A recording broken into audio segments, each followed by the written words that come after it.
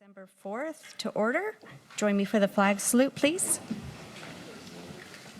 I pledge allegiance to the flag of the United States of America and to the republic for which it stands, one nation, under God, indivisible, with liberty and justice for all. Roll call, please. Councilmember Losi. Here. Councilmember Mobley. Here. Mayor Pro Tem Johnson. Here. Mayor Trent. Here. Okay. Oral comments from the public. If anybody would like to say anything that's not on the agenda, this is the time to do it, and you have 3 minutes. Seeing none, we'll close public comment. And consent calendar, anybody want to pull anything? I'm going to pull the council's appointments. And I'll like to make a comment on that also. Okay. Anyone else? Okay, go ahead, Mike. Just, I noticed in the applications that Doug was unsure whether I'd vouch for him or not. I just wanted to say that I'd be happy to. You and I have discussed historical matters a lot, so you know what you're talking about. And that's it. Okay, I am going to pull the Roner Community Recreation application till the next meeting because I haven't had a chance to talk to the applicant yet. So do we have to make a motion on that, or we just approve the other ones? Make a motion to pull that one from the consent calendar because the other ones will fall into the consent calendar, please. Okay, So moved. Second. all in favor? Aye. And I'll go ahead and approve, well, was that the consent calendar or for that one item? That was for that one. Now Yeah. it's for the consent calendar. Okay, I'll make a motion to approve the consent calendar. I'll second. All in favor? Aye. Okay, moving on to city council business. Our first item of business is a public hearing, second reading, and adoption of ordinance 2023-764, amending chapters 17.03, 17.06, and 17.08 of the Fortuna Municipal Code, complying with multifamily design standards and to allow agricultural employee housing consistent with state law. Staff report, please. Yes, thank you, Mayor Trent. So this is a second reading. I'm just going to give a brief presentation. I gave a more detailed presentation when this was last presented on November 6th at the council meeting. So very basically, there's 2 proposed zoning code amendments that deal with multifamily design standards and agricultural employee housing. On September 5th, 2023, the City Council adopted the multifamily design standards, and on November 6th, the Council conducted the first reading of this ordinance to make the changes to the zoning ordinance that allow multifamily design standards to allow by right approval for multifamily and mixed-use residential projects.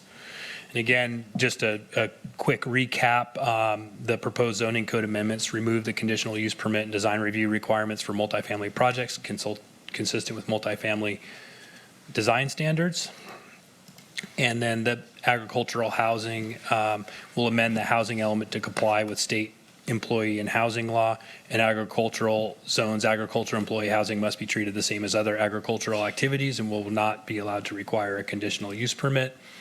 And then also agriculture employee housing must be allowed by right, and these changes allow a maximum of 36 beds in a group quarters or 12 units or spaces designed for single family household, or a maximum 36 units meeting eligibility criteria operated by an affordable housing organization, or other types of employee housing such as that are classified as labor camps and labor supply camps and will be allowed in the AE zoning district with a use permit. So again, there's very few places that can occur within the city of Fortuna. At the last council meeting, I showed a map, and there's one area off Eel River Drive within the city limits, and then the area around Clendennan's Apple Orchard and off of 12th Street in the city. So it's unlikely that we'll see a lot of activity, but it's possible in some of those agricultural zonings. So the staff recommendation is, as the mayor read, to adopt the proposed amendments to the zoning code to be consistent with the multifamily design standards and to allow agricultural employee housing consistent with state law by conducting the second reading and adopting ordinance 2023-764. Thank you. Any questions from council? No? Okay, I'll open public hearing. Any questions from the public? Seeing none, we'll close public hearing. Make a motion to hold the second reading and adopt ordinance 2023-764. Read by title only. I'll second. Okay, we have a motion and second. Roll call, please. Ordinance 2023-764, an ordinance of the City Council of the City of Fortuna, amending chapters 17.03, 17.06, and 17.08 of the Fortuna Municipal Code to comply with the multifamily design standards and to allow agricultural employee housing consistent with state law, and determining the ordinance to be exempt from CEQA. Councilmember Losi? Yes. Councilmember Mobley? Yes. Mayor Pro Tem Johnson? Yes. Mayor Trent? Yes. Our next item is to approve a supplemental budget request for the Carson Woods Water Line Replacement Project, CPI 9124. Staff report, please. Yes, good evening, Madam Mayor and Council. The City of Fortuna provides water to the county side of Carson Woods Road, which serves 25 domestic water connections with a 1-inch mainline water pipe. This 1-inch main line alternates between steel, PVC, thin black poly pipe, and CTS poly pipe, all of various condition and installation years. This main line is severely undersized for the amount of connections it serves and is prone to leakage due to age and condition. Additionally, the city is unable to connect any new services or install hydrants because the line does not have adequate capacity. Also, during the December 2022 earthquake, a steel section towards the end of the line failed in multiple locations, causing water outage to the last 6 houses on the street. The outage lasted for 35 hours until the utility crew was able to find, dig up, and repair 4 sections of the pipe. The 2023-24 capital improvement program includes the use of water capital reserves to complete this project in these fiscal years 2026-27 and 2027-28. The construction estimate for the project assumed the project would be completed as a bid project and was estimated using prevailing wage rates and not estimated as a project that would be completed by city forces. In order to provide a service on a shorter timeline, staff is currently proposing that the city use city forces to complete the work and complete the project in this current fiscal year. The city's utility crew has the expertise to complete the work, and newer members of the crew would benefit from the experience of installing a water line. Typically, our crews repair leaks and do small maintenance projects, not mainline replacements. Engineering staff have modeled the proposed water line extension and will complete the design of the project soon. Completing the project this fiscal year will allow the city to provide more reliable service to its existing customers and improve fire protection capability by the addition of new hydrants where there currently are none. It may also be possible to add services for homeowners in extenuating circumstances that do not currently have water service from the city. The project is proposed to be divided into at least 2 phases, with only the first phase being proposed to be completed this fiscal year. The first phase will include the replacement of 1,750 feet of existing 1-inch water line with a new 8-inch water line, the replacement of 16 existing service connections, and the installation of 3 fire hydrants, necessary valves, and fittings. Future phases will include a 50-foot bridge crossing and the replacement of the remaining 700 feet of 1-inch water line, the replacement of 9 existing service laterals, and the installation of 1 last fire hydrant. Staff will seek approval for subsequent phases in the future, and only approval of the first phase is being requested at this time.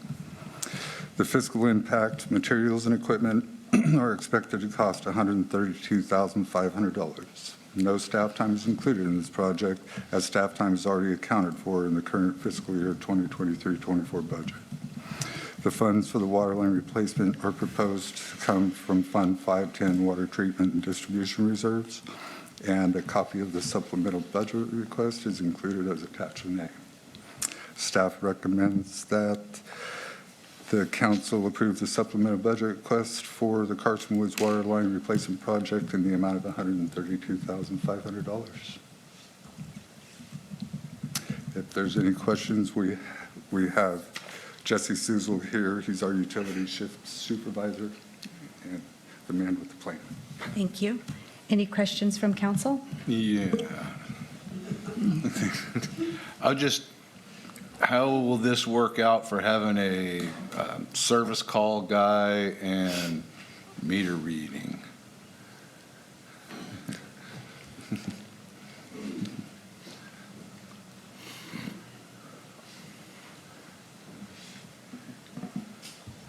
So just recently, we have one guy that does all our service calls now. We were rotating every week, but it just got to be too much for city hall stuff. You know, it's easier for one guy to remember everything for service calls.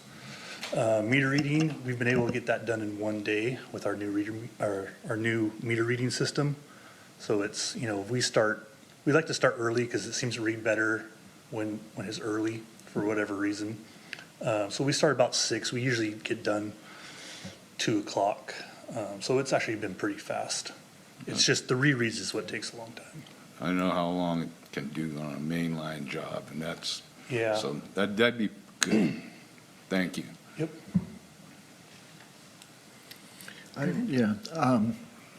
So I had the same question. What kind of a length of time are you talking about with the first phase? Well, if we don't have anything major happen, you know, I would assume 10 weeks, 10, 12 weeks. Okay.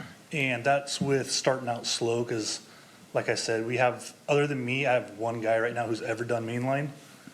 And so Carson Woods is like really prime for training grounds. It's low traffic, all utilities, the communications, the power, it's all above ground, it's all above head. There's gas line in there, but we're really only crossing it maybe 6 or 7 times, I think. I haven't broke a gas line in a long time, so you Better knock on wood, though. should be okay there. It's been quite a while.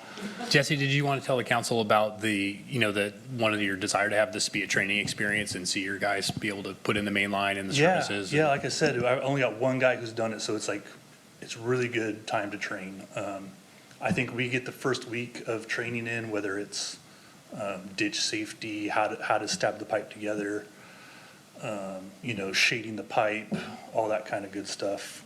After the first week, I think we can just stab and go and really make some time up, especially if we can get maybe 1 or 2 drivers from maybe another crew. We have 4 trucks. If we run all 4 trucks, man, we should be able to dig up some road. Yeah, looks like you're looking at about 22 joints, 20 footers, if you can do 20 footers. Yeah, we're going all 20s except for a couple spots we have to do, I think 2 45s in the corners, but I mean, stabbing pipe's easy. Especially with nothing in the way. I think we have to cross 2 storm drains, but just that and the gas lines, storm drains can take a hit too, so. So will you put this whole new line in and then switch it over? Yeah, so what we're gonna do is we're gonna put the first 1,700 feet in. We'll charge it up, make sure it doesn't leak, we'll chlorinate it. And then, we'll, one by one, we'll go back and we'll start hooking houses up. And then, the next part is gonna be the bridge crossing. It's really not something that we can do. That's gonna have to be contracted out. You're gonna have to hang water main over the bridge. So somebody can be doing that. We can still be hooking up water line, services. And that's something that can be done in between other stuff that come up. It So doesn't it'll have be to a done minimal right away. time that they'll be out of water? Nobody will be out of water. Oh, so it won't get shut off at all? Nope. Oh. So we'll leave the existing line in and running until we're done with the first section. Uh-huh. And then as we hook up one house, we'll kill that old service. And then we'll hook up another house, we'll kill that service. And then, we won't kill that whole main line until the entire project's done. So nobody will be without water ever. When you're hooking up their individual houses, they won't be without? 5 minutes. Oh, perfect. Yeah. Yep. We can lay everything and then hook it up, switching it over, it's pretty fast. Yeah. Good. Good. And that's been an issue for a few years. Yeah, and we have a lot of people out there who really would like to get some water too. There's a lot of interest out there. Jerry Houston, last house on the road, he's been begging me for 15 years to get some water out there. He's even offered to pay for half the project or part of the project. He wants it that bad. And then just, I wanted to point out that we have a figure up there that shows the location of the proposed water line. I just wanted to make sure that, that Jesse, maybe you could walk the council through that and just kind of show them, or just describe what the extents of that are, so they can see the figure up. Right, so just those corners right there, those two corners are the two sections we'll have to put 45s in. And then not even all those houses are actually currently on the water system. So there's a bunch of those that would add if they wanted it to. I believe we're gonna add 3 fire hydrants in every 500 feet. So we'll try to pick out some good spots for those where they're not gonna get ran over, which has been a big problem for us lately. So the water line doesn't go down the middle of the road? I think it's gonna Side? depend a lot, we still have to I'd like to get a USA out there to see exactly where the gas line runs, because that's really the only thing in our way. And then maybe some depths of it, because we will have to cross it a few times. But I think left edge to center will be most of where it's gonna go. Okay. So we'll have to repair the road then, once it's covered up, the pipe's covered and everything? Yeah, and that's all Have to redo it. included too, in that 32,000. Okay, So the road repair and paving, that's all included in that. okay. And the utility crew can do this as well as the maintenance? I mean, I understand with the meter reading and that, but the regular maintenance can also be done at the same time? Yeah, so we've actually, the last 10 years, we've been working hard trying to get rid of our old thin black poly pipe and the blue poly pipe. That's been our most problem areas. So whenever we find it, we've been replacing it. And we also, I don't know, 7 or 8 years ago, we went and just did whole subdivisions getting that stuff out of there. Our leaks are down to maybe like 3 a month is a bad month for leaks right now for us. So the leaks are down really, really good. And Councilmember Losia, they're going to be keeping the existing water service live as they move this forward, and so there's no reason they can't pull off if they do have something urgent. Yeah, if we have an emergency, we need to break off. I mean, it's really just gonna put us another day back on the project. It's not gonna affect anybody. And then, of course, how much it's going to be raining? Because we're coming into Well- this next week. No, and I think we're planning to start this after the new year sometime. Okay, Yeah. all right, thanks, Jesse. Yeah. You just want to make it past December and hope we don't have another earthquake, right? Yes, thank you for that. Thank you. Any other questions? Thank you, Jesse. Okay, seeing no more questions, we'll open public comment. Anybody have a question or comment on this project? Seeing none, we'll close public comment. Do we have a motion? I'll make a motion to approve supplemental budget request for the Carson Woods Water Line Replacement Project. And second. Okay, we have a motion and second. All in favor? Aye. Okay, motion passes.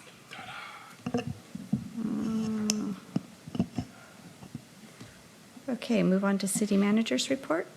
Thank you, Mayor Trent. I'd just like to review the upcoming meeting schedule. Our next regularly scheduled council meeting, we're expecting to be held on December 18th at 6:00 p.m., the regular time. Our next planning commission meeting will be on Tuesday, December 12th, also at 6:00 p.m. It's likely that we'll be canceling the meeting on December 26th. So December 12th would be the next meeting that we have. The next Measure E meeting is on December 19th, so that's coming up. It's been a while since we've had a Measure E meeting. Our next Roanoke Community Recreation Park District meeting will be this Wednesday, December 6th. We expect there to be pretty good attendance. We have a number of things that are coming to the district for discussion. I'll talk about those in a moment.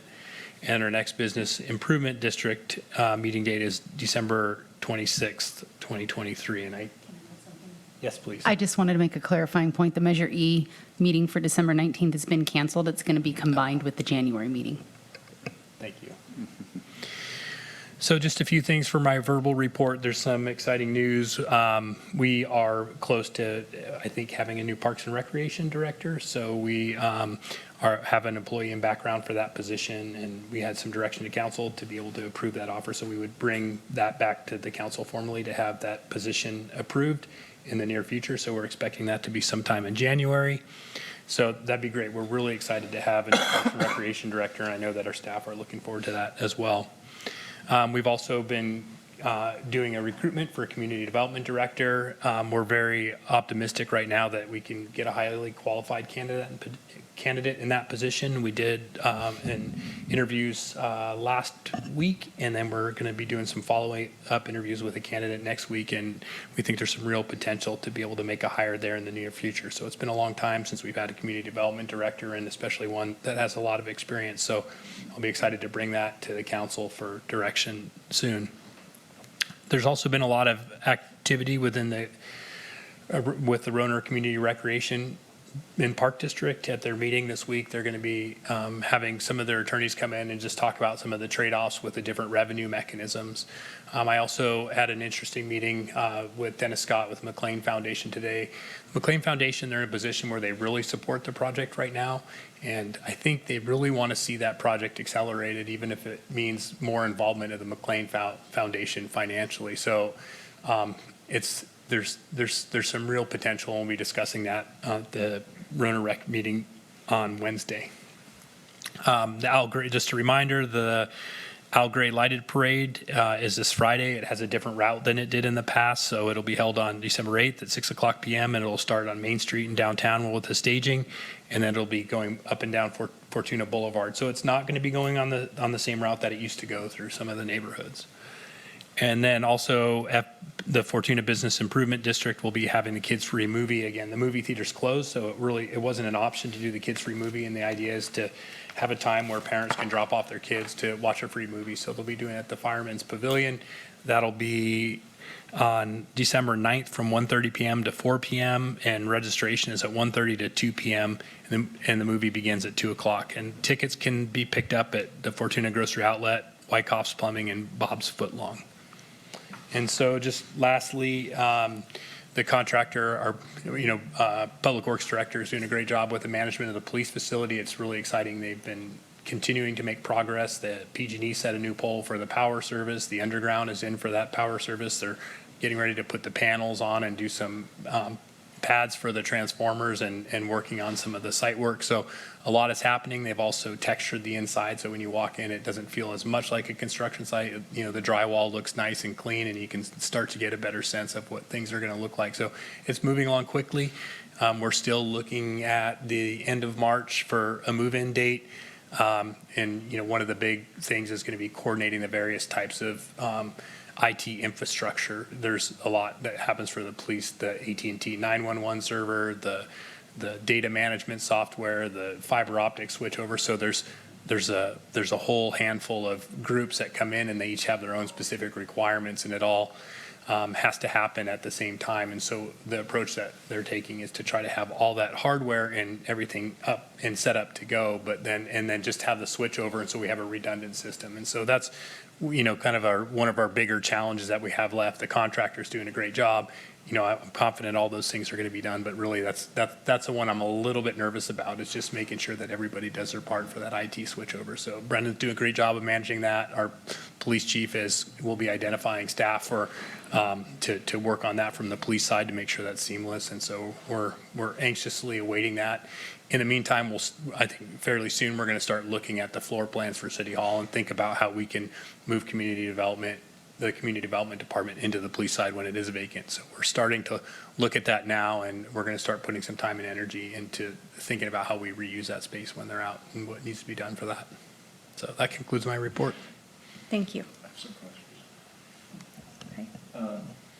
Yeah, some exciting times coming up. The Rona Rec meeting, is it at 2:30 Yes, on Wednesday? yes. Okay, and in years past, once in a while, we'll cancel that second meeting in December, being so close to Christmas. Has there been any discussion about the possibility of that or not? You know, I think we'll be looking at that with staff tomorrow. We'll be planning that agenda, after we see what future agenda items that we have and looking at what needs to be approved by the end of the year. So right now, I'm not sure if we have anything that needs to go. With Christmas, it's a little bit different this year. It's on Sunday, and so Monday will be the holiday. So usually when it's towards the end of the week, things kind of shut down and we might have a Monday off. But right now, I just want to see what items that we need to get done, what business we have before the end of the year. So it's possible, but right now we're planning on having that meeting unless we hear otherwise. We hope to approve some hires. Yes, we would like to be able to do that. Yeah, and I will say that we did have a closed session that dealt with some employee and personnel issues, and we received direction from the council. So we'd love to be able to approve putting offers out there, conditional offers to new employees, or approving the appointment of potentially a parks director to open session. So those are ones that I would not want to delay. Is that it? That's it. Okay, now you can give your report. All right, thank you, Madam Mayor. I have nothing to report. No meetings, Okay, Councilmember Chris Mobley? I was just going to tell the dates that Merritt said, but I also wanted to notate the snowflakes downtown. They look great. They are amazing, and I've heard so many positive comments about them. And that's it. Okay. Mayor Pro Tem Johnson? Mine's almost that long. You and I together, attended the employee breakfast and recognized the service years of some of our 25-plus year employees, plus the newer ones, and actually got a chance to say thank you to them, and had some awesome prizes for the raffle too. So it was a good time for that. And then today we had the chamber meeting, an update on the real estate, insurance, financing, fire. It was a lot of ground covered. I don't think that one's being taped, so you won't be able to go back and watch it. But there was a lot of information shared there. I believe there's plans to have a workshop in Fortuna regarding some of the CAL FIRE requirements and insurance requirements, how we can meet all that. So that'll be a time for people to come and get some information and to get some feedback back to CAL FIRE. So, and lastly, we got a chance to prepare for the CCC thank you party, which is next week. And our second district supervisor will be joining us for that, and we will get a chance to thank the CCC for all they do, because a lot of the special events that happen because they're working with us. And some of it's real easy, some of it's not nearly as easy, but they get out and get after it. So that's my report. Thank you. I just want to add to that, that 25 years of service to the city is quite an accomplishment, and I just really want to thank Matt Eberhardt, our lieutenant from the Fortuna Police Department, and Alice Rye, our payroll clerk from City Hall, for their 25 years of service. And then I'm really happy to announce that Sue Long is now going to be on the Measure Z committee with me, so I'm very excited about that appointment. The Measure Z committee is the county's tax advisory committee. And then I want to congratulate Ferndale High School. They just took the North State title in football and will be headed down to LA for the state game. You know, if they get that, it's going to be a tough game. They're playing a school that has almost 1,800 students, And their football team is 35, and Ferndale doesn't even have a senior class of 35. So, but they're very excited about having this opportunity. They have never won state, so if they do that, it will be a first. And then I also wanted to say Kyle is at his son's football award ceremony, that his team, he plays for the AA Huskies, and they took first place and went undefeated all season, so congratulations to them too. And I also wanted to add to the Truckers Parade, that's also the Downtown Merchants Open House. So when you go down there to see all the trucks, you can go through all the stores and do your Christmas shopping while you're there. And I think that's everything, a nice quick meeting tonight. So we have a motion to adjourn. Motion to adjourn. I'll second. Okay, meeting adjourned.